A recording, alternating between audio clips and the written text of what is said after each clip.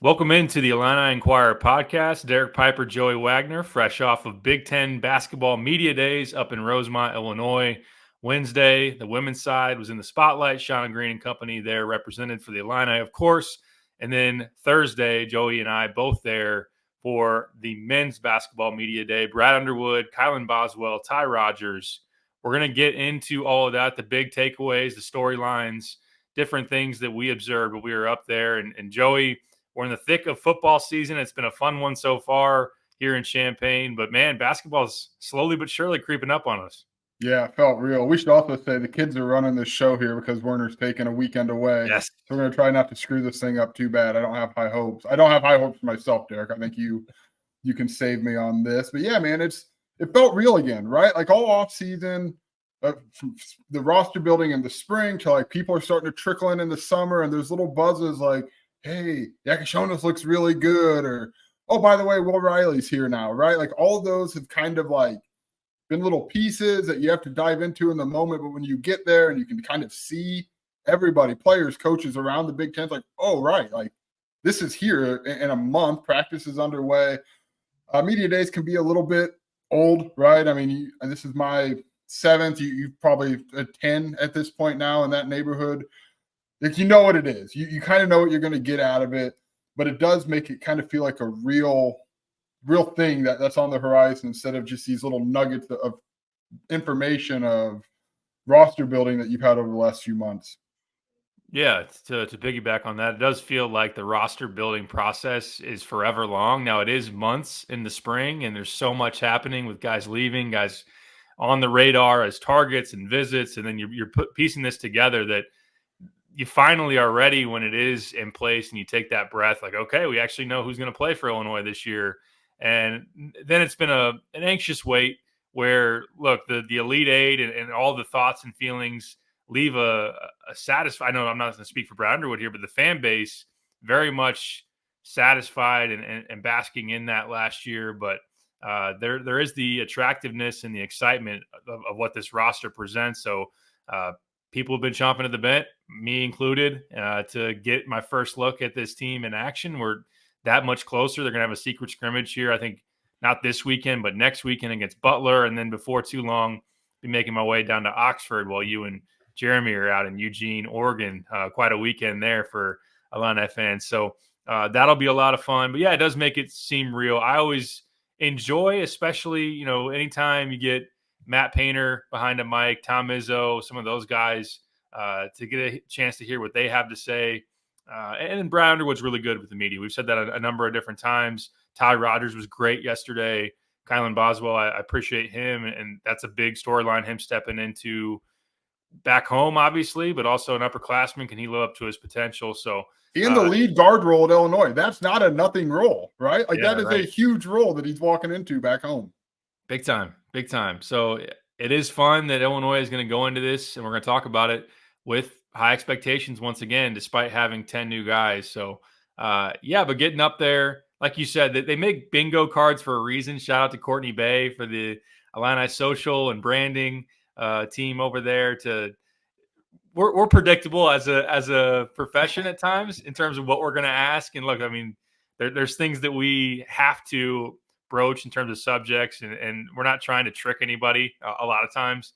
But that's where it does seem like kind of it can be bland in some aspects of it and predictable. But certainly let's get into that. So it's a little bit different this year, where previous two seasons going in, it was at the Target Center in Minneapolis. We did not go last year. We didn't need to. We had the local media, and it's just too far of a trip.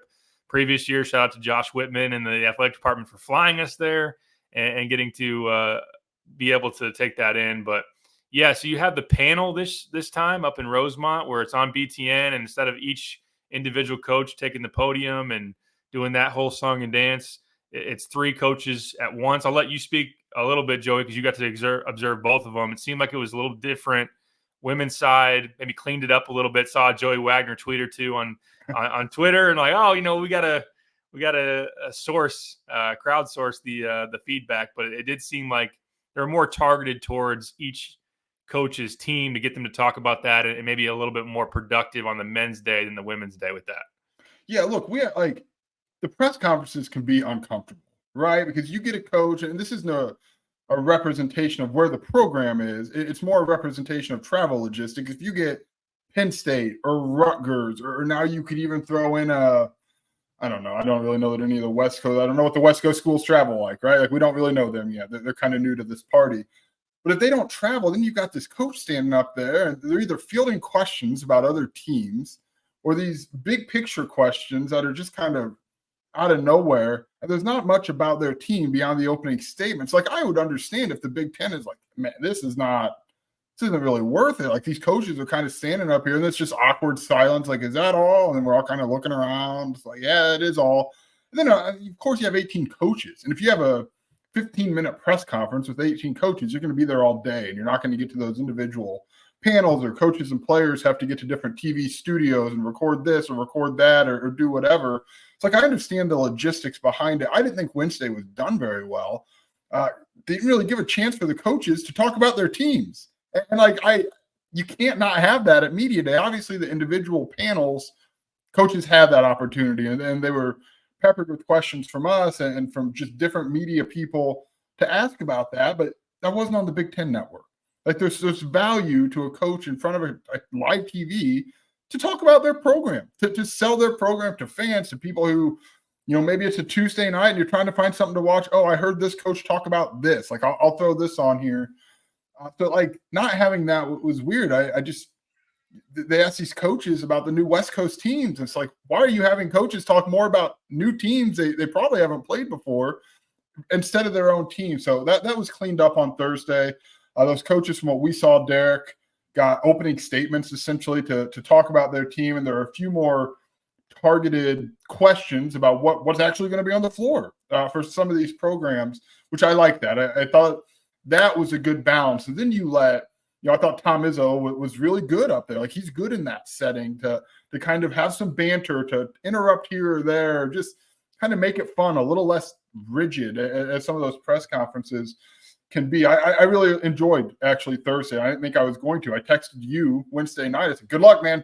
This stinks. Like you're not getting a lot from these in terms of stuff to learn, but Thursday was much better. I think there's a path forward with that panel discussion. If you can target some of those questions a little bit more to the coaches up there. Yeah, I agree with all that. And because of the message from you, it's like, all right, dapper down your expectations for this. And certainly I understand why. I do think if you can put some thinking into the trios that you match together, like you had Mick Cronin and Kevin Willard, whether it was by chance or they predictably did that, guys that were on the same staff at Louisville at one point. So you kind of had them allowing to do a little bit of storytelling together back when they were working together. I would pay to listen to if you put a panel of Underwood and Painter and Izzo together, or threw Fran in there. Like that's like the ultimate trio on the Big Ten right there. It's put those three together. Yeah, and it just allowed for the crosstalk between the coaches and open that thing up. And like you said, Izzo is really comfortable in that, and he should be. I mean, he's the dean of the conference. I know that Painter's been around for a long time, and so he's similar in terms of that kind of standing. And I love Matt Painter's honesty and his breakdowns, and Izzo's always got a little bit of an edge to him, and he had a point to get across in this one, which I want to tackle. Let's do that though. What were some of the main things that stood out in the panels? Number one, Greg Gard, actually funny. Like it's a guy that, he might have to give up smiling for Lent or something like that because he cracked a couple of jokes like to balance it out. I don't know. He doesn't smile a whole lot anyway, but a guy admittedly that we kind of associate with a very serious and not the most compelling personality. I'm not trying to knock him too much. He's a good coach, but showed a little bit of the lighter side, which I appreciated. Yeah, I think it helps. And like we talked, I go back to, I know I'm not answering your question right now, but like I go back to, do you remember senior night? We were doing Zooms. It was during the pandemic. And DeMonte Williams really didn't have a ton to share with us for a lot of his career, right? And I'm not knocking the guy. It just wasn't his thing. But they paired him with Trent Frazier for that Zoom. Do you remember that Zoom? I do. And like you saw more of DeMonte Williams' personality come out because I think he had Trent there, right? And he had someone who could maybe wear some of that, and he could interject where he wants. And like these coaches all have big personalities, and some in better ways than others, or some more appealing ways, I guess is probably a better way to put that. And I think you let that show a little bit when they're up there with each other, and maybe for 30 seconds, 45 seconds during an answer, they forget that there's a camera and all sorts of lights and producers saying this one, and like kind of pointing around all over. Like, I like that. And I think to show that personality is fun. Like, maybe people don't like Tom Izzo a lot, right? Like, I'm sure every fan base has got coaches where they're like, and Brad's on that list for some fan bases, right? But I think you put him in a situation like that's like, all right, man. Oh yeah, that was a pretty good segment, right? Like that was fun.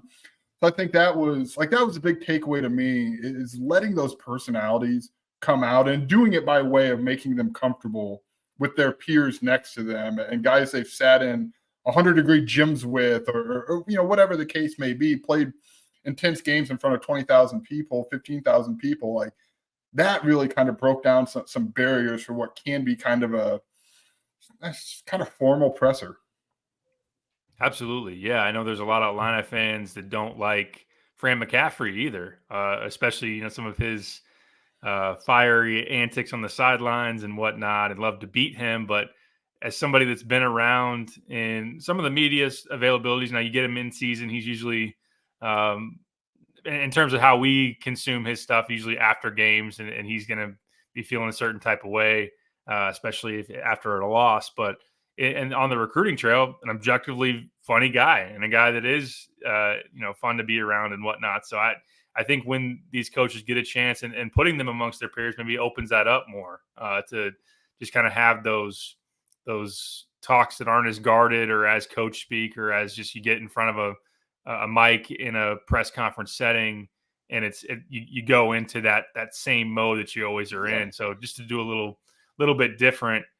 Another thing, I think you appreciate different ways of having success in college basketball. It was very interesting that Eric Musselman's up there with 11 transfers, and they say on the broadcast the most transfers in Division I, and then Matt Painter is like, thank God we didn't have a transfer. Thank God we weren't in the portal at all. One of my favorite things, one of the best things, this is kind of summarizing what Matt's saying, is our summer was awesome because we weren't in the portal. We weren't looking for anybody. We didn't have anybody from our program go into the portal. So just very drastic differences in terms of philosophies and how to get it done. And certainly you can have skepticism on, and I do, about Matt if he's not going to dive into the portal. We've criticized Izzo for that in the past, but it is just kind of an interesting contrast between a coach like Muss, who's done really good things and has benefited from a vast amount of opportunities in the portal, and then you got Painter that wants to avoid it like the plague. Yeah, I actually thought you were going a different direction with Izzo, and I want to find his quote. Maybe you were eventually getting to. I am going to get to that. Yeah. Yeah, go for it. Bring it up right now. Yeah, I thought that was I'm sure I know where you're going with this. So let it go, let it rip. Let's make sure we're on the same page. Well, and another interesting thing is you got Dana Altman up there talking about, and one of the storylines is he's like, embracing NIL and doing different things to open up possibilities to fund our collectives. And while they have events now, or I think maybe last year was the first year of doing it, the Las Vegas has a in-season event where, forgive me for not knowing off the top of my head what it's called, but where each participating team is going to get NIL money for their collectives, and essentially to give the players an opportunity to, well, they're going to go play, they're going to earn money from doing so. So Dana Altman says, we wanted to do that this year because I have a better understanding that we don't have unlimited funds like pretty much everybody out there, and we need to get our players taken care of and paid. So he talked about his philosophy shift and being more open to that. And then you got Izzo sitting there saying, this is the most privileged era of player, and I'm taking them to Northern Michigan so they can see more humble beginnings. And if it was good enough for me, it should be good enough for them. And obviously a guy that is still very, very old school. And he's right. I mean, he's right about a lot of things that he says. In particular, if you're talking, and look, we cover these guys, and I am of the opinion we don't have to go down this rabbit hole of a lot of them are very deserving of being paid and being paid handsomely. But I understand where Izzo's coming from, but also the reality of the current landscape in college basketball is you do have to be thinking about, how do I compete with what's out there in terms of the market? How do I get my guys money, and how do I make my program the most attractive it can be as a destination? Yeah, I got a really big kick out of that, and I pulled up his quote. Tom Izzo said, "I know you guys will laugh, but I think you'll agree. I think we do have a more entitled student athlete." And like when you say that and read it just now, it's like, okay, like the big picture, to your point of how Tom Izzo was kind of approaching yesterday, and I think in a lot of ways, and how we've heard him approach this topic really for the last 4 years, it does funnel into the picture that he's still adjusting to it, right? Or I don't. Maybe that's not fair. I don't cover Tom enough to say that that's fair, but he still does have a lot of maybe some of those feelings. I don't know. I feel weird saying that because I don't have the perspective of talking to him every day or two, like we do with Brad Underwood. He does feel like he's kind of dug in on it, though, right? Like his standing Yeah, on he it. brought it up enough, right? Like, Yeah. he doesn't really like massage it a lot when he's talking about it. So yeah, man, that was an interesting dynamic. And at one point, he was talking about like, well, if Magic Johnson played here, why can't you guys? I'm like, man, Tom, just let it go here. And but like again, is he that comfortable? He probably is, right? In the presser, if someone asks him about it, he's probably just as comfortable saying that there. But yeah, you got to see, like, it's fun to see their personalities come out, but also how there's just such contrasting voices or approaches when they're sitting next to each other and having those conversations, Derek. And I want to get to Brad Underwood, right? I think we should talk about what he said. I thought he struck the right note on that panel session. He said, hey, the Elite Eight was great. And I think Brad realizes, A, what it means for his program, right? And it meant a great deal to get to that stage and have that opportunity against a really good UConn team. He knows what it means for his fan base. Like, they're not satisfied, but you can kind of breathe a little bit. Like, this offseason gets a lot more tense if you go home after you play. Who's the second game? It was Morehead State and Duquesne. Yeah, probably the best example. But if you go home out of that and you don't make it to Boston, then like, yeah, there's a lot more tense discussion right now. It's not all roses of, yeah, look at all this talent and they'll figure it out, because that's what they do. And that's the narrative right now with Illinois. And we'll get into that. But he struck the right note of kind of celebrating that, understanding what it was, and also saying, we got 2 more games we want to play. And this isn't enough for me. And it does feel like coach speak, but people who've talked to Brad Underwood enough, he's not like BSing, right? Like, that's not just every coach like, oh, well, we want to win a national title, so see you there. Like, that is, he put the pieces in place to get there, but I'm glad he didn't lose perspective of what that Elite Eight run meant for the program and everything surrounding it. And for him. And I know he's kind of shielded that a little bit and talked about, oh, well, you guys, the media has made a bigger deal out of me not getting to the second weekend, the program not getting the second weekend since 2005. Those comments go over quite differently with the fan base if you didn't make it this year.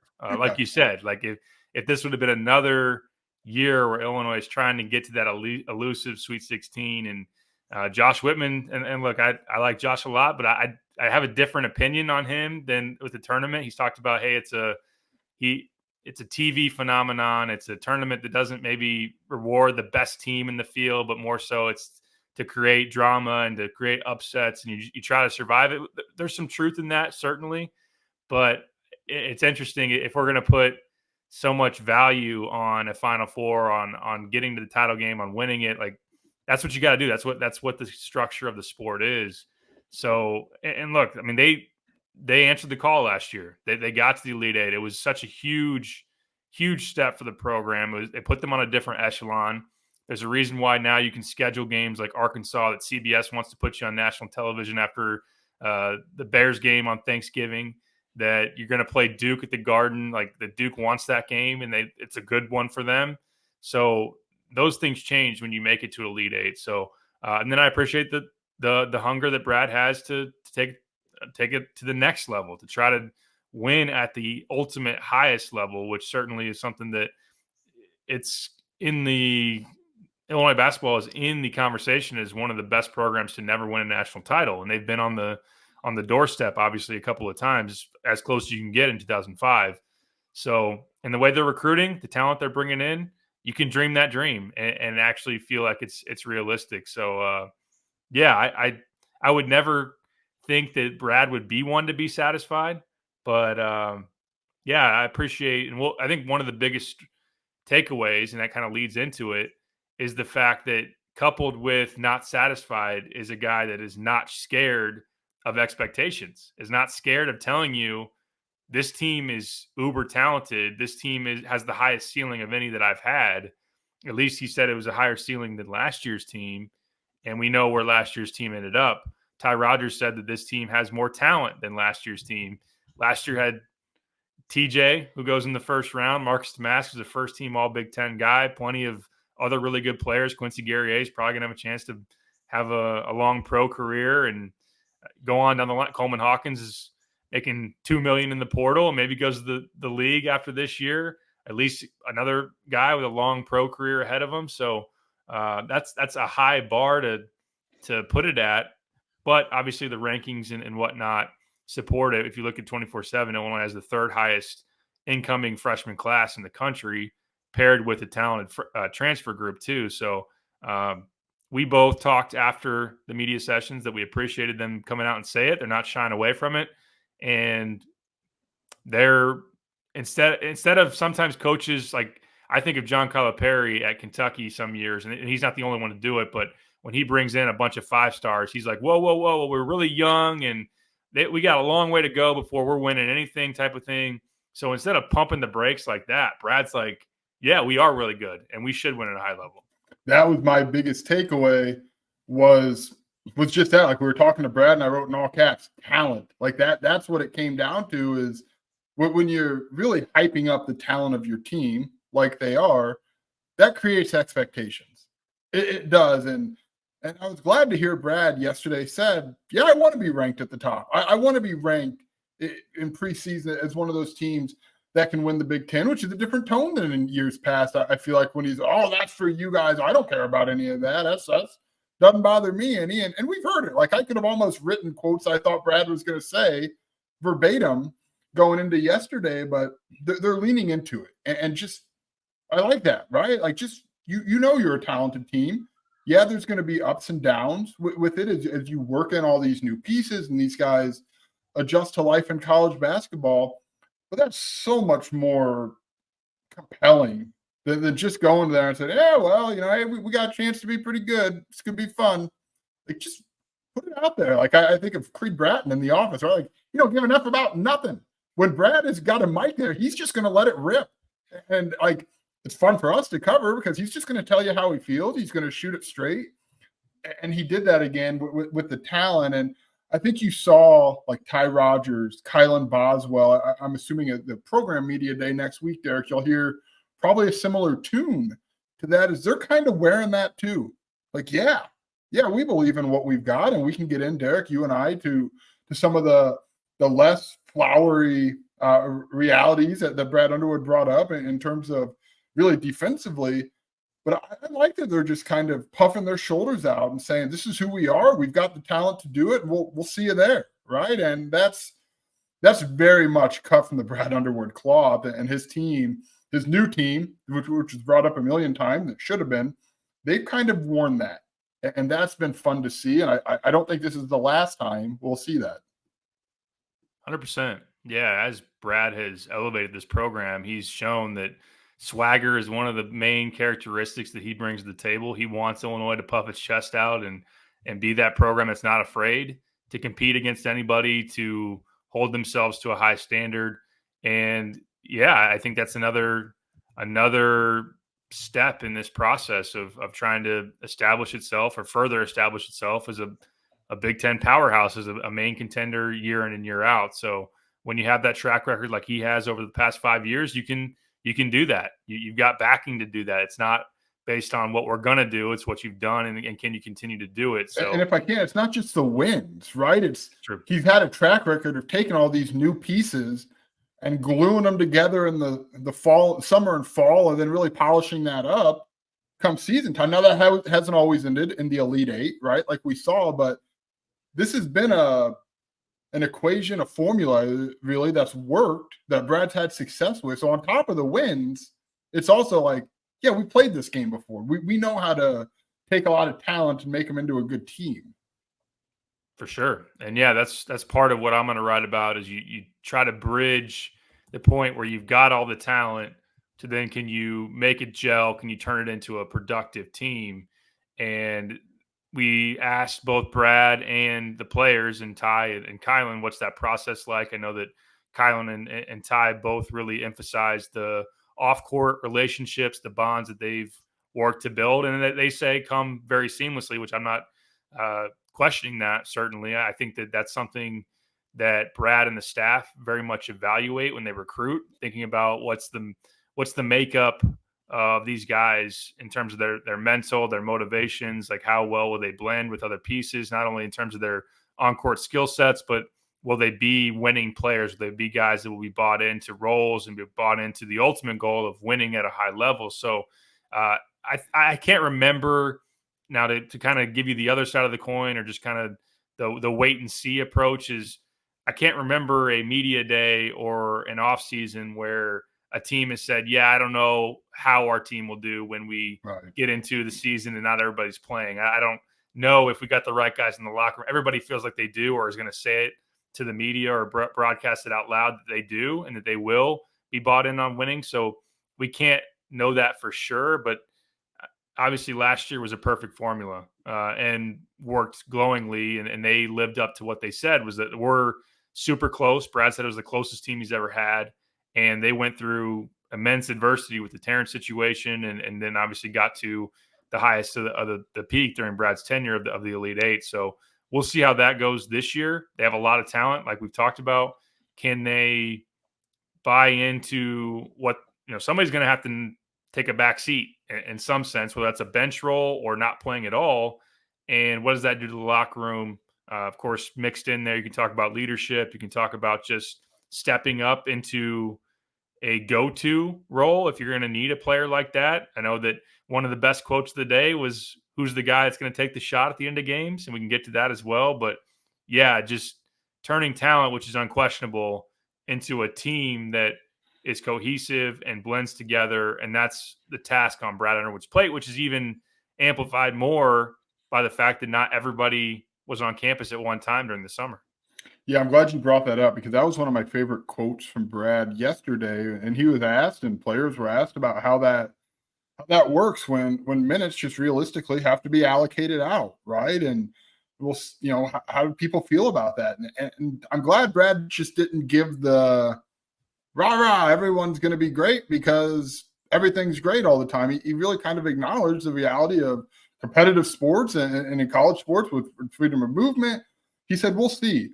Everybody talks about depth and they're excited about it. And really, once you start coaching them, you see who performs and who doesn't. Guys kind of eliminate themselves or they step up. And that was really refreshing to hear, because a lot of coaches are just going to give you the sunshine and rainbows, that everyone's going to be happy. And, hey, our 10th guy on the bench is going to be bought in because, darn it, that's what we do. And you've covered it, Derek. I've covered it. We know it's just not the reality of sports really at any level. Kids, especially when you're looking at finite timelines that you can exist in college sports, like there's urgency there. There's urgency to get on the court. And I'm glad Brad brought that up, because every media day for every team in every conference, really, I mean, unless you really, really, really don't have it, like Brad's first year, like I don't know how much you were bragging about the depth you had on that team, but pretty much every coach, every fan base, like, I'll tell you what, everyone can play. We've got walk-ons who would be scholarships here. I mean, it's unbelievable how much talent we have.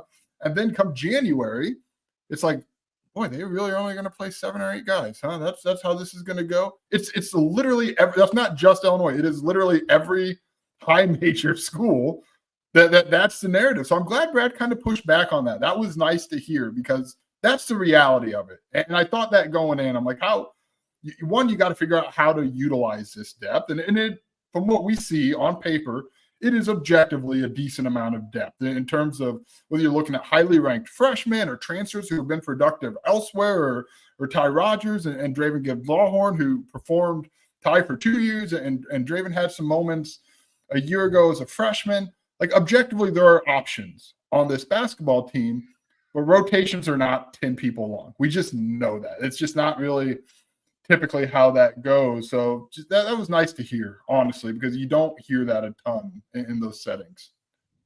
Absolutely. Let's get into some of the specific players that were identified. I know that on the BTN broadcast that Underwood was asked who's a player that's not getting talked enough about here going into this season, and he said Ben Humrickhouse. Now he said Ben How does he pronounce it? Humrickhouse. Humrickhouse.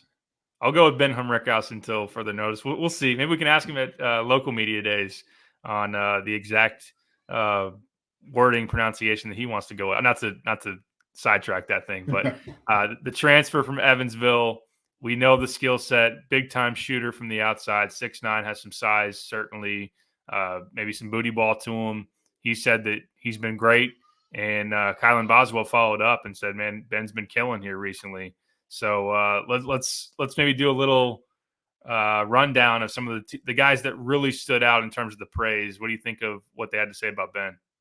Yeah, I do feel like before Brad answered, we looked at each other like, who are they going to say? And I was like, I bet it'll be as far as Jonas. And who's you may have said Trey White, Kerry Booth. Yeah, that's good pick too. And Ben makes sense, right? Because he was kind of that early commit, similar to Trey White and to Kylan Boswell. And obviously everyone was talking about Kylan Boswell because he was there, right? And you look around. And then this roster gets built around Ben. And it's like, oh, yeah, this was a pretty good get for Illinois when they landed him out of the portal. And now it just kind of feels like, as you see these new shiny commits and whatnot, like, oh, okay, all the attention's going to KJ or to Will Riley or to Tomislav Ivisic. Like, hey, this guy's got production. He's got size. He can shoot it. That actually was a really good answer from Brad Underwood to point him out and to circle him as a guy that we're not talking enough about.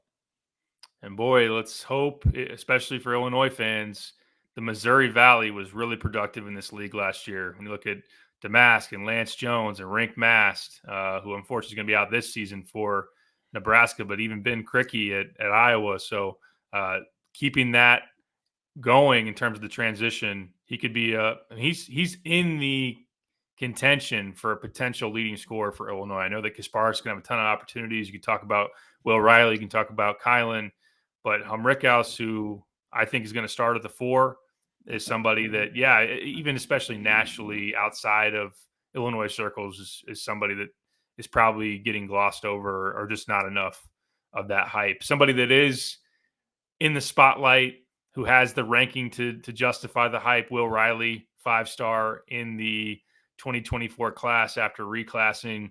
I know that you noted this, and I'll let you take the lead, but when I asked Brad, what do you want Will's role to be in this offense, he kind of paused. Was he like, should I go full gas on this or not? Like a lot of really good things were said about Will. Of course, 6'8", big time bucket getter. Brad's talked about just his competitive nature, the way he works. But what'd you make of that slight pause that Brad had before unleashing a lot of good things? Yeah, we should say that he did ultimately praise the heck out of Will Riley, and he wasn't alone, and Kylan Boswell and Ty Rodgers did as well. But to me, it felt like, am I ready to do this? Am I ready to say this right now? Because he sees Will Riley every day. It's no doubt in my mind that Will Riley's probably doing some things as a freshman that Brad Underwood's like, oh gosh, this is different, huh? Like this guy's really, really good. But I think Brad also understands the value of his words and how much people we're sitting here, we're 35 minutes into talking about what he said, right? And I think he understands, knowing that if he goes over the top in praise, you might be putting undue expectations on a freshman who you really don't need him to be Io as a freshman, right? Like in terms of what you think that they have around him, and as we mentioned, all the talent. So I just kind of felt like he was trying to find the right balance for where to go. And I think he did kind of lean by the end of it into more of what he's been seeing. And I truly think that's how he feels about what Will Riley can do for this team. I just don't know that October 3rd was the right time for him to start the player of the year, the freshman of the year campaign, but I followed up with him. I said, "Is this like you have to remind yourself of that? Is that this difficult to try to kind of put into words how you want to talk about Will Riley?" And he said, "Look, everyone's different, right?" I said you have to be careful with that. That's what I said. And he said, "Everyone's different. Will's very much a guy that give him the ball, let him play." And Brad didn't say this, but typically good things happen when Will Riley has the basketball and he's playing. So he's right. Everyone's different. You're probably not going to praise or talk about Io's role as a freshman in the same way that you would talk about, I don't know, Derek, pick a freshman in the last couple of years that have come in on teams where they didn't really need to have that megastar role or that Luke Goody, that Luke RJ Goody. Melendez. Yeah, that's Monty right. Hansberry. That's right. So, but I do feel like there's a lot of real there and a lot of, if that buzz picks up with him in the next 3 weeks, like if we're going into media for the opener against Eastern or one of the exhibitions, if he goes off, especially against Ole Miss, if that were to happen on TV, then I think it's like, okay, full steam ahead. But I just don't know that Brad was ready to go quite there yet. But he did kind of open the door. He at least thought about it. Now, I have heard that he's been awesome, which is not really a surprise that he's been awesome in practice here in recent weeks. And a guy that just is such a natural bucket getter. He's got 6'8" size. I think sometimes people forget how big he is in terms of his height and length. And another thing that stood out to me with Brad's mention of Will is I think he, maybe not in so many words, but said that Will is essentially one of the prime guys that is a guy that moves the needle in terms of our ceiling. Like he said, he mentioned Will and ceiling in the same breath, and I think that he's somebody. Obviously, Kasparis is in that mix as well, and really any of these pieces that they added that are very talented, if they play up to their potential, that they're gonna move what Illinois is capable of ultimately doing. But Will in particular, as a potential first round pick, as a potential, a guy that not only potential, but graded out as a 5-star, has that ability when he is on, can just be so tough to stop. And they've really raved about his passing too. That's something that stood out to me as well. And that's not necessarily new, but Brad again reemphasized, like, look, he can get buckets with the best of them, but one of his best skills is being able to pass too and make guys better. So we'll be interested, like you said, to see that in action coming up as soon as the Ole Miss exhibition game. Dre Gibbs Lawhorn got high praise too. I'd have Best to, fall. yeah. Didn't he say he's had maybe the best fall of anybody so far? That's right. He did. Somebody that, yeah, we both know, like, what do you do with that, right? Like, that's I what we're know. both trying to figure out. That's not a knock on Dre Gibbs Lawhorn. It's really a factor of the rotation, right? Like, Right. what does that mean in terms of where he kind of fits into this puzzle? And we could have asked Brad Underwood that until we were blue in the face. And I don't think Brad was going to come anywhere near kind of putting those puzzle pieces together for us. But it does sound like he had a good offseason, Derek, and he's a guy we know. I think the big takeaway when you're talking about him, and Brad said it, like, he can score. He can put the ball in the basket and do things. We saw that in very, very small flashes a few times last season. He said, but Dre's become a better basketball player this offseason. That's really what stuck with me. It was clear that later in the year last year, Derek, they trusted him a little bit more to go in there and really kind of use that scoring ability that they may have needed at times and let him work through some of those defensively in particular. I mean, he guarded like this so he wouldn't foul. Like, you noticed it in the NCAA tournament or Big Ten tournament, one of the two.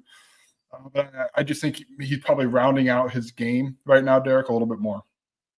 Yeah, it's just if he can clean up some of the things, like you said, of not fouling as much, not trying to do too much at the offensive end, picking his spots a little bit more. He's got a lot of natural ability. It's funny, we talk about ceiling, and it's easy to go down this roster, which we do, and everybody does naturally, of like, oh, this guy, if he does this, and this guy, and Dre gets, for a lot of people, or at least in a lot of the conversations I have, he gets buried lower on the list.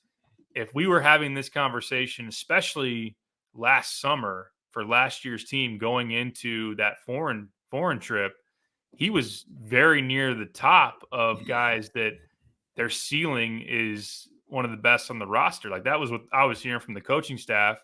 I was thinking about that the other day. Is he the one who was going off during the open practice before they went on the trip? Okay, I couldn't remember. I got my years mixed up, but that's your point, right? Like we've seen that a little bit. For sure. And they were raving about who he's going to be and what his ultimate upside is. And that, someone even told me, I may even heard it from multiple people. Now, admittedly, in my head, I was like, okay, maybe getting a little ahead of ourselves, but he might have the highest ceiling of anybody on this team. Like, well, you still have Terrence Shannon Jr. So like, whoa, hold on. But yeah, and yes, naturally, sometimes there is getting a little too excited about one thing you see in practice and whatnot. And there is sometimes some hyperbole tied into some of the buzz that gets spilled out. But ultimately, yeah, I mean, he's a guy too that has a lot of ability. How does it work in terms of fitting in behind Kylan and Kasparis in the backcourt? And Brad's going to have some decisions to make, but it is a guy that's been in the program and maybe can make a significant sophomore leap. So I like hearing that if I'm a fan out there. And look, I'll just say it because our message board has some passionate discussions about DGL and whether or not he's going to play or click this year and whatnot. I think a lot of people are rooting for him hard because they love the loyalty that he showed. And while a lot of the signs pointed to him going to the portal, just based on assumption where, he didn't play a lot and his mom was saying this and that on social media, like it was pretty an open and shut case in the offseason. Like, I'm coming back. And there was no buzz of, hey, Dre's thinking of this, or he's talking to, his agents maybe doing this and that. Like, it was Dre's coming back, and that's it. So, yeah, I'm excited to see what he's going to do this year. Yeah, a couple other plays I want to mention real quick is, one, we don't have an update right now on Tomislav Ivisic. I don't really know when that's going to come, Brad. I know instead it's a lengthy process.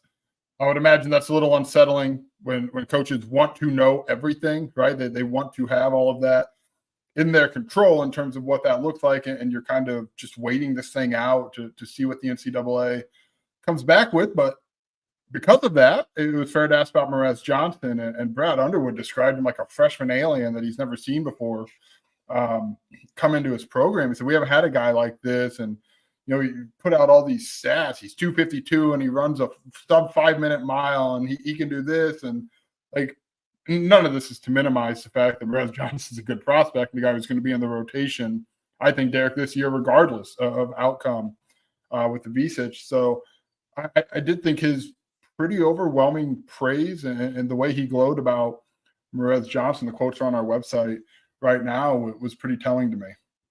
Absolutely. And I had heard through the summer that Morez, relative expectations, has as good, if not better, of a summer than anybody in the program. Like, he was that good. They talked about his feel for the game was much higher than they would have expected for a freshman coming in. And certainly the athletic traits. I mean, he's a guy that's put on mass in terms of his strength, his bulk, and didn't have a bad frame to come in with to begin with. So, and just being able to run the floor, play above the rim, rebound, and defend with how he moves. I mean, he's got a lot of mobility to be able to do that. So the mile numbers are sick. I mean, for a guy that's 6'10". What could you run a mile in right now? Shoot, I don't know. I don't run miles. That's perfect. I can pan to my little exercise bike that I have in this office. That would be my only mileage put in. Also, the drive to Chicago yesterday. So yeah, that was a oh god, I hate 94. It's neither here here nor there. Right in rush hour, right? Derek, I do want to touch on real quick. Like, this has been obviously pretty overwhelmingly positive about what Illinois has, but I think Brad Underwood did raise some pretty fair concerns over his team's defense. Right. And he said a 7th grade middle school team could put up 100 on us right now. And with Brad, and I asked him, I'll get your opinion on this here in a second. We've heard Brad Underwood say that about his best defensive teams, right? Like, he is so critical of his team's defense. And because that's such a calling card for him and what he wants to be with toughness and this and that. And who are you when the ball doesn't go in? Like, we can make a spreadsheet of all of those one-liners from Brad. So I said, okay, how real is this? Like, where are you guys at defensively here And he said, well, we're not as, we're further behind than we were a year ago. And he did point out that there was a point last season they were better defensively than they ultimately ended up being. But I do think there's a lot he wants to see from his team on the defensive side. And he pointed out in high school, you don't have to defend, right? Like you don't have to do any of that. You can just score a ton. You're going to be on the floor. And some of that's chemistry, right? You've got to learn how to play defensively together and put all those pieces together. But that did seem like that wasn't normal Brad saying that Trent Frazier can't guard our guy Isaac Trotter. That seemed like Brad was really longing to see more here in the next 3 weeks before the season starts, a month before the season starts. It felt like he was sending a message. I think that was certainly something that he wanted to get out there for his team to read on Twitter or whatnot. And not that I think they've had some challenging practices, as you'd imagine, with a Brad Underwood led team to really demand a lot at the defensive end, trying to make your team tougher. And a lot of that certainly shows up in the defensive end of grinding out possessions, being tough enough to get a stop in a big spot and those type of things. And you and I talked a lot about this last year. Now, again, like no one's going to argue with the end result of the Elite Eight, but last year had to, especially in some games, like the Penn State game where you give up 90 and you lose on the road. Just in general. Did you hear Ty Rodgers like Voldemort that game yesterday? Yeah. Like, I'm not going to say which game it was. Like we know what you're talking about. He had to be bothered by the lack of defensive bite, execution. Just they were not a good defensive team last year on the whole. Now they got better in postseason play, had to win a little bit of a lower scoring game against Iowa State, got some stops at timely spots, especially Terrence is in foul trouble in that game. You had to be able to hold serve and grind that one out. But for Illinois to be towards outside of the top 100 and in defensive efficiency, I know they ended up in the 80s nationally at the very end when the music stopped last year, but they had to bother Brad because, again, like you said, we've heard for so long covering him from the very beginning of his tenure of it's all about the toughness, ball doesn't go in, what are you going to do? Like that for a lot of stretch of last year, and the big fear for Illinois going into the tournament was if the ball doesn't go in enough, score 80 plus, they're going to lose, maybe even early. So obviously it didn't happen, but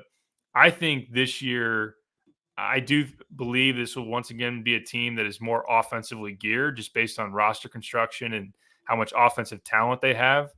But they should want to be significantly better, or at least that be the goal. There should be a higher standard defensively than what they were last year because you don't have Terrence Shannon. You don't have 23 points a night from that guy. And with a younger team, you're probably going to have more inconsistency. You're probably going to have some nights where the offense is harder to come by, or maybe it doesn't mesh as easy early on. You're going to have to get some more stops maybe to win some of those games.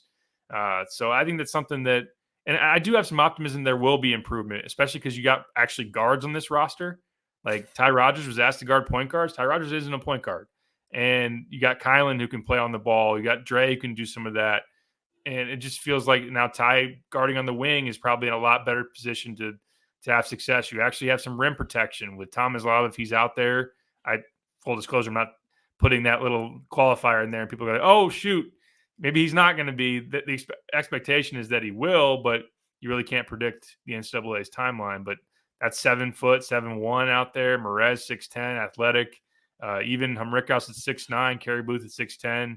You've got more size around the rim, so there are parts of the equation that leads you to believe this team could be better, if not significantly better at the defensive end. But yeah, I mean, Brad seemed to be sending a message. It wasn't something I think he just made up out of nowhere. I do think that they probably are quite a bit ahead offensively compared to defense. Yeah, I do too. And I do wonder, and I know we've only got a couple more minutes here, Derek, I want your opinion on this because I was trying to find the quote while you were talking. Defense, and this might be stupid, so I don't even really like saying this here.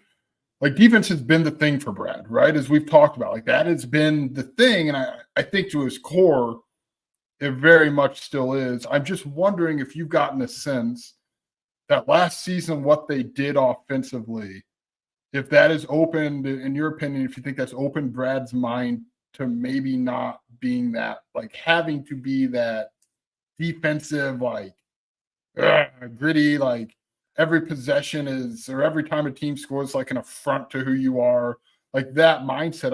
I'm wondering if you've at all sensed anything like that, because I couldn't find the quote, but he said something like, can we make enough stops or something down, like, can we make enough plays to win a game? And he was talking about the defensive side of the ball. I don't know if that's dumb or if you've maybe picked up on anything that resembles similarity there. Yeah, no, I remember late last season, and certainly we knew the characteristics of last year's team. They were one of the top elite offenses and certainly spotty on defense. And Brad said, to win in the tournament, you got to be able to score. Like you got to be able to outscore people in certain spots. And there's a lot of offensive talent. Guys that make buckets are going to be able to persist on in this tournament. So That it does felt feel different. like, what's that? Him saying that felt different. Yeah, exactly. Exactly. And look, Brad had at Oklahoma State, he had the number one offense in the country. He's always in concert with the toughness on defense. And he's talked about positionless basketball and those type of things. And I think embedded in some of the positionless stuff is like you can be versatile and maybe even, although I think they've hunted matchups more now versus what we heard earlier on. But it does seem like a program that is leaning into the idea of, look, if we're just a load offensively, if we're so hard to guard with the way we space the court and we have different guys that we can plug and play at different spots, that's maybe the driving force into the roster building. It feels like I admittedly, and look, I'm not saying that Brad is completely, buried that side of him to say we're not recruiting to defense, but a lot of the recruiting is like, hey, what can this guy do offensively? What's his versatility? What's his positionless uh, in terms of like how can he slide into different spots in an on-ball role, off-ball role, shooting? It's not like, oh, he can guard four spots and we'll have to work on the jumper, that kind of thing. So I still think that's in there for Brad, but I do feel like last year with offense, maybe he opened his eyes or he just leaned into that way of being. I don't know what the exact answer is, but they were obviously getting a very ideal result with last season with their offense, and I think that is very much driving who they are right now. Yeah, I didn't want to come off where Brad's emphasis on defense. I didn't want to come off like he was ancient offensively in terms of what he thought. He was cool to win 53 to 49 games. That's not been Brad at any level coaching. He's really analytically driven and into offense. Last thing, Derek, I thought best quote, but I also thought it really mattered a lot as you see roster turnover, and we talk about roles all the time, role identification all the time, and one of those roles has to be you're in a tie game late. Who gets the ball? And our friend Steve Greenberg at the Chicago Sun-Times asked Brad that yesterday, and in the past it had been Ayo Dosunmu. It had been, and then Ayo Dosunmu again, and then an insane junior season. It was once again Ayo Dosunmu. Then you move on to like a Trent Frazier, and you'll remember him burying the state of Michigan twice in last second shots. And I think Marcus Domask was a guy last season who earned that trust. Terrence Shannon obviously is Terrence Shannon. If you can get him going downhill, regardless of time, that's advantageous for Illinois.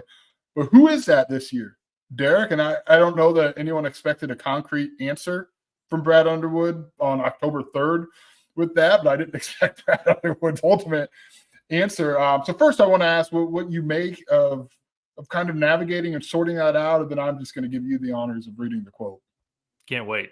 Yeah, no, I do think that and to Brad's ultimate point is it still has to be played out where you've got a couple of different options, and that's something that it can be matchup dependent. Like if they feel like there's a weak spot for a defense in terms of a matchup they can try to go to.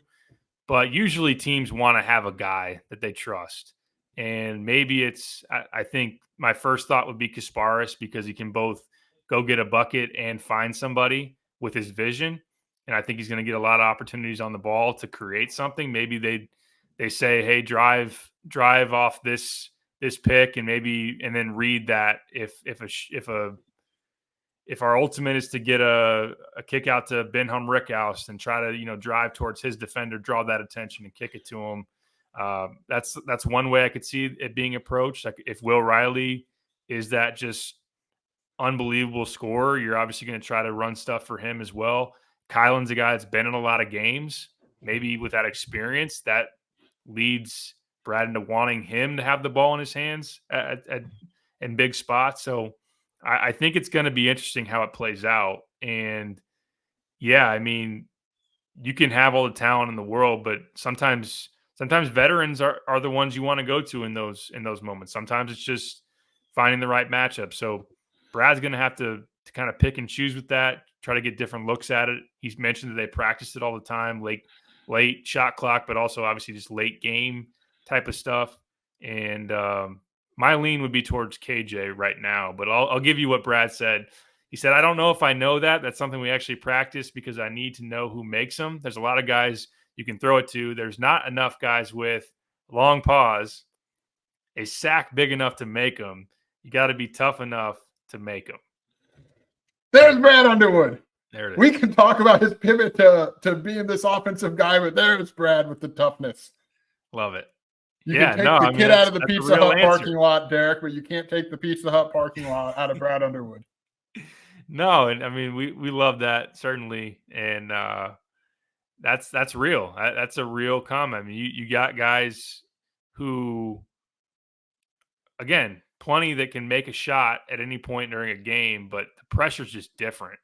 And I know you can get into, sometimes it sounds cliche, but Io wasn't afraid of missing, and he had to maybe have the ball in his hands a couple of times and it not work to really find out, hey, he was going to still be confident in himself to go back and do it again. And what he did, I don't think we'll ever see somebody with that hit rate in crunch time. Like that was just so rare. It is such a shame that building was empty for a lot of those. Because that roof would have needed replaced. I firmly believe if he were still in there, if there are fans in there for that. No doubt. Yeah, 100%. So, but yeah, where that trust comes from or where it lands is going to be interesting because we know the Big Ten. We know when you play a schedule like this, there's a good chance you're playing in a lot of tight games and are going to need that guy to emerge in those spots to determine whether or not you go home victorious or not. Absolutely. All right, Derek. We have spent an hour talking about what ultimately was about 50 minutes with Brad Underwood and Ty Rogers and Kylan Boswell. We'll have more content coming on Illini Inquirer. Are you ready for this, Derek? I got a surprise. I did a little research before this. All right, I want to take a minute to tell you about Home Field Apparel because they are the premium collegiate apparel brand, and they're based in nearby Indianapolis. Home Field sent me a few shirts, and what I love about them is, of course, they have incredibly comfortable, well-fitting shirts, but they also have officially licensed apparel with vintage college designs. And they have more than 180-plus available colleges, including, yes, your Illinois Fighting Illini. They have great gear for the upcoming football season, so for the warm weather games, check out their Script Illini t-shirt, the Orange Ringer tee, the vintage Oski Wawa helmet, or for the fall chillier games, check out the Script Illini hoodie, the Flying Illini hoodie, the Flying Illini quarter zip, and if they're still available, you might want to check out homefieldapparel.com for this. Check out their Script Bomber jacket. It is awesome.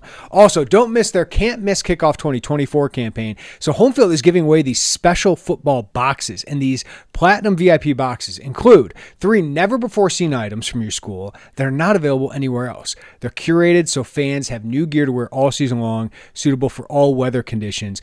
And these platinum boxes also include other exclusive items, including a new hat or ringer, a VIP koozie, and a 2024 Platinum Pass, which guarantees 20% off and early access to your school's football releases through the 2024 season. The football boxes are available on August 9th, so these will sell out quick, so go check them out. Go to homefieldapparel.com to check out their great selection of Illini gear and use code Illini24, that's all capitals, Illini24, for 15% off. That's Illini24 for 15% off at homefieldapparel.com.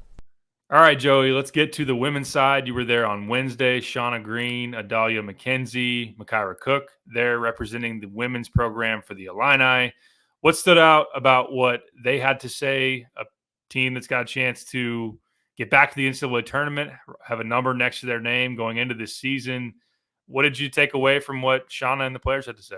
Yeah, I don't think they're getting caught up in the fact that I would imagine they'll be ranked, or if not, it'll be in that 26, 27 range in the receiving votes. ESPN has Illinois in its way too early top 25, which is increasingly not way too early, Derek. But I think, and Shauna said, it's a good thing to have expectations, but I don't think they're getting caught up in all of that. And they kind of dialed it back in to, hey, we do what we do every single day here. But they know that it's a good opportunity. You're returning 5 seniors, 4 of which started last year. I would expect Brent Shoup-Hill to be a starter this season. You've added 5-star Barry Wallace. You've added Jasmine Brown-Hagar. You've really bolstered this roster as you bring back also Gretchen Dolan, Shea Bolin.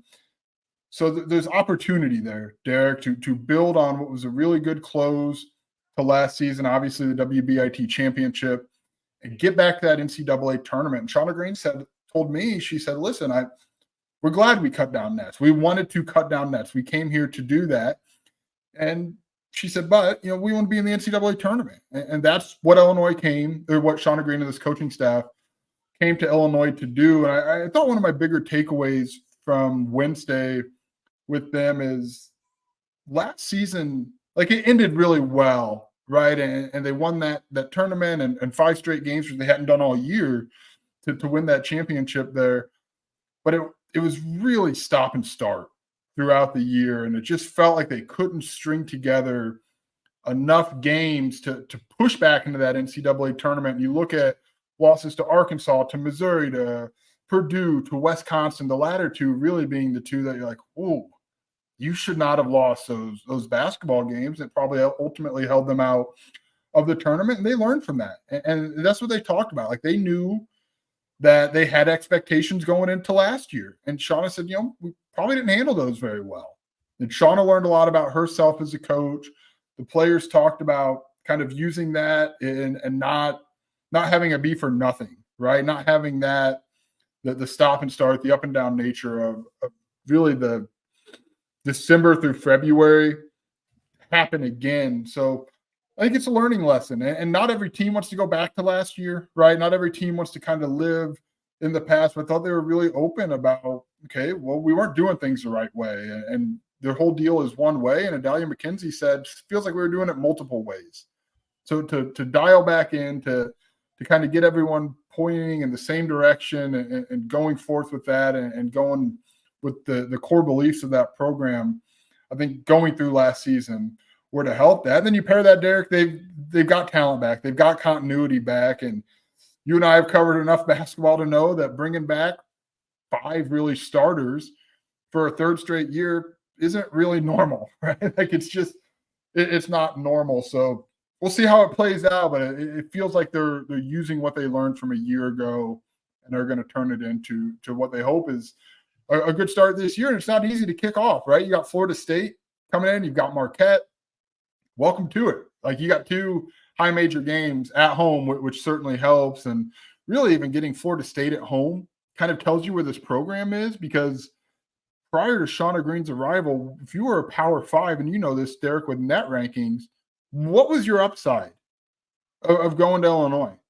Like that's probably, before Shauna Green, that's probably a quad 3 win, just by the fact that it's on the road. And, frankly, that might have been a little high, and a loss is a nightmare if you're an opposing team trying to build a tournament resume. So the fact that this is a good net opportunity for teams to come to Champaign, and Illinois will go to Florida State the following season, like that kind of tells you a lot about where this program is as well. Yeah, no doubt about that. I wanted to ask you, Makira Cook, 16.5 points per game, certainly brought it last year, and someone that's an all-league guard in the Big Ten. What's her focus as she's going into her final season? What did you take away from what she had to say going into this season? She's healthy.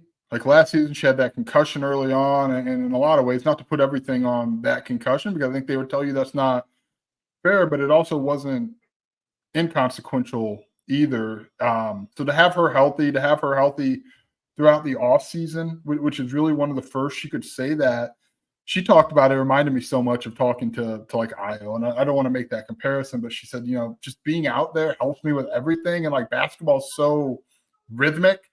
We're just being on the floor and doing it day in and day out, not having to sit out this day for this or that or whatever the case may be.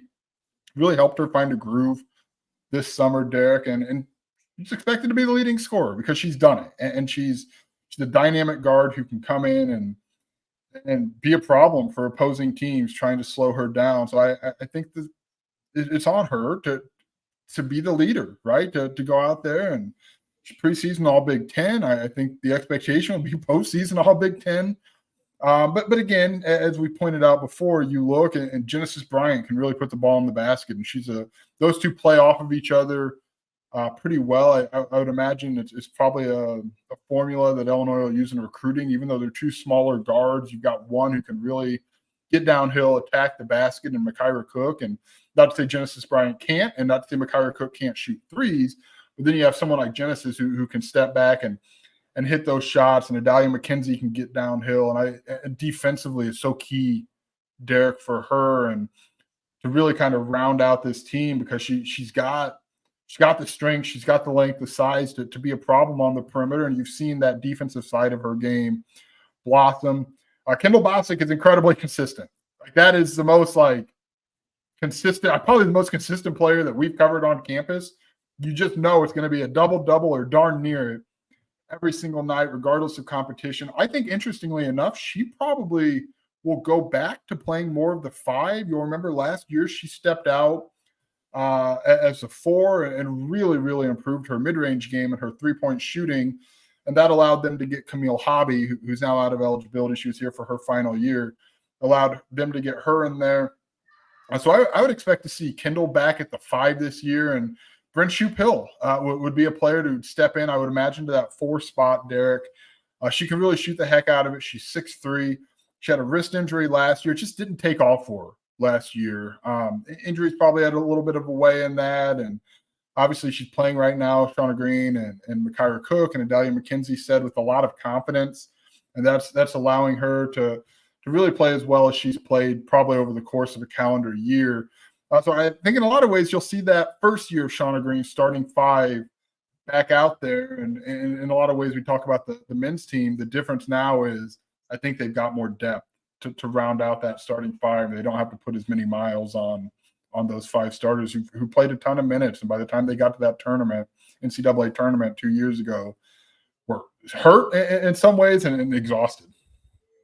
Joe, we talked about with Brad's team, mentioning the defensive side as an area that he's really focused on in the lead up to this season. Is there something that Shauna pointed to of a big area that they want to find improvement in the coming weeks before this thing gets tipped off here next month? Well, I think you look at defensively, I like the options they've got with Adalia McKenzie. Micaiah Cook is a good defender. She's asked to do a lot, right? We talked about her being the leading scorer. She's asked to do a lot. So to have someone like a Jasmine Brown-Hagar come in, and they really, really raved about her defensively, about what she can do. Adalia McKenzie said she kind of calls her a twin. They're just in the way that they can go back there and guard, and she's another guard, a little bit of a bigger guard who can step in and guard a few positions. I think you got to figure out the 5 spot. What's that going to look like? Just because Camille Hobby ultimately down the stretch was really steady. And then it's just a matter of how do you utilize this depth? That's my most fascinating thing right now is for the first time really in Shauna's tenure, you feel like she's got, and again, we just talked about this, right? With everyone's got depth early in the season, but you got a Shea Bolin who played meaningful minutes, and maybe she's not going to light up the scoreboard, but she can hit some threes.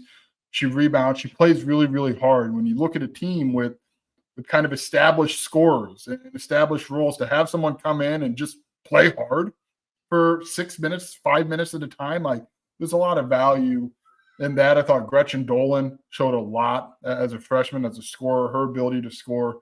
Shauna Green said, I expect, double-digit scoring from her. Like they're very, very high on what she's able to do. And then, by the way, Derek, they've got a 5-star, Barry Wallace, who just everything I've heard about her this summer, he's just kind of quietly puts up numbers. Like, I've heard people say we look down, it's like, Okay, she's got 8 points, 4 rebounds, 6 rebounds, a couple assists, and you just didn't really feel that happening. And it's not a knock; it just kind of happens within the flow of what they're doing. She's got some versatility. She can play some at the 4, along with Shea Bolin behind Brent Shoup Hill, who will probably slide into some backup minutes at the 5. So I wonder how they're going to utilize all that and how you're going to kind of keep those starting 5 fresh and be able to still have a punch off the bench. We just haven't seen that with Shauna at Illinois, just given the way this roster was when she inherited, and just natural building takes time. Yeah, different roster constructions. When you think about the veterans and the returners that the women's side has, not having to ask for a Will Riley, Kaspar Shagachonis type of freshman year out of Barry Wallace, which doesn't mean that she can't be awesome and that those guys in those positions to do more can't be productive and really be ready for that moment. So could be a really good fall, winter for Illini basketball fans, both on the men's side and the women's side. Hey, Joey, I was just thinking here, not to get ahead of ourselves, but could it be the same year that you have a 8-9 win football team with a NCAA tournament women's basketball team, maybe go on a run this year a little bit? And then on the men's side, same thing, tournament, possibly another second weekend. Like, could that all coincide? That would be incredible. I think it might. Like, there's a chance that it could come together. I worry about the 5 and just keeping up with some of those Big Ten bigs. But there's a chance in the basketball rankings, Derek, come out here in the next couple of weeks that you might have women's basketball, men's basketball, and football all ranked at the same time. And I've been lazy and in the car for the better part of 2 weeks, and I've not looked up that, but I could safely say it's been a while since we've seen that at Illinois, Derek. I could safely say it's been forever. I would imagine it's been forever. Right? Yeah, I'd have to go back and double check. You know, you think of some of those early 2000s teams. I'm probably blanking. I'd have to look. Like, it's maybe. I would imagine it's been. Did you have caught the Kurt Kittner 2001 year with obviously back then was good for basketball with Self and Frank Williams, Brian Cook, maybe Teresa Grentz at that time? Yeah, I feel dumb putting a name out there because I needed to look at that. That's probably my Monday before football availability plan. But yeah, there's a lot to be optimistic about, Derek. I think that to sum up that, like, learning from last year, like I know, like last year, you covering the team and just hearing how people kind of consumed what was happening in women's basketball. There was a little bit of consternation in the middle of that season where it's like, you lost at home to Wisconsin on Super Bowl Sunday. You can't lose that game. Like, that's not a game you can lose. And they do. And then, you know, they lose to Purdue. Now it's time to see if they've really, you know, what they've taken for that, how that translates now into this year. The non-conference schedule is not as daunting. It opens up, obviously, with the 2 high major teams we mentioned in Florida State and Marquette, but it's not like it was a year ago. You've got some bye games in there to get yourselves right. You'll go to Nashville and you'll see Kentucky down there in an MTE. But I'm curious to see if they can build some momentum in that non-conference and come up and open with the win over Florida State at home. And I think, you know, that probably gets a little bit of buzz continuing to build in this program, and we'll see if they're ranked at that time, Derek. We're a month away from when the games count, early in November for both Brad Underwood and Shauna Green squads. Going to be a lot of fun. We'll obviously have you covered here at Illini Inquirer. Joey's got great content coming on both the men's and the women's side. I'm focusing in on the process of turning talent into a productive team and that gelling process. We'll also write about defense and never forget about recruiting. Certainly, Jacob Furphy, the Australian guard, will be in this weekend for an official visit for Brad Underwood and company. I'll have a visit primer and my take on that one as well. So I know Joey's excited for the end of this pod because he said I'd open, he'd close it, and I'm handing the ball over to my closer here. Don't go Devin Williams and give up the home run to Pete Alonso. Ordinarily, we would have, Derek, but the kids have figured it out. Thank you, everybody, for listening to the Illini Inquirer podcast. Give us a follow, rating, review, wherever you get your podcast. If you're on YouTube, hit that like button, subscribe to us, and hit the notifications bell as well. For Derek Piper, I'm Joey Wagner. Everybody have a great day. Take care of each other. We'll talk to you next time on the Illini Inquirer podcast.